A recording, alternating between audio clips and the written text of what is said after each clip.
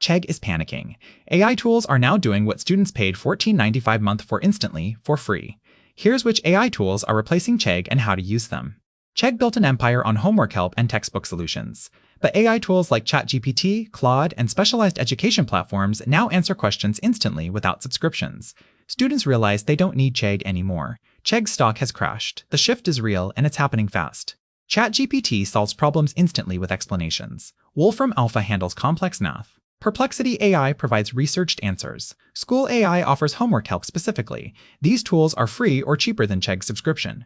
Many offer premium versions, but even free if you're a tutor or educator, don't fight AI, use it. Create content around AI tools, offer personalized coaching AI can't provide, build communities. Freelancers can rebrand as AI-assisted tutors. Small education businesses should integrate AI into their service stack, not resist it. AI will continue improving. The real opportunity is hybrid. AI for instant answers, humans for accountability and mentorship. Creators should position themselves as AI-literate educators. The question isn't whether AI replaces Chegg, it's how you adapt to stay relevant. This shift affects students and creators alike. Subscribe for more AI tool breakdowns and drop a comment. Are you using AI instead of Chegg?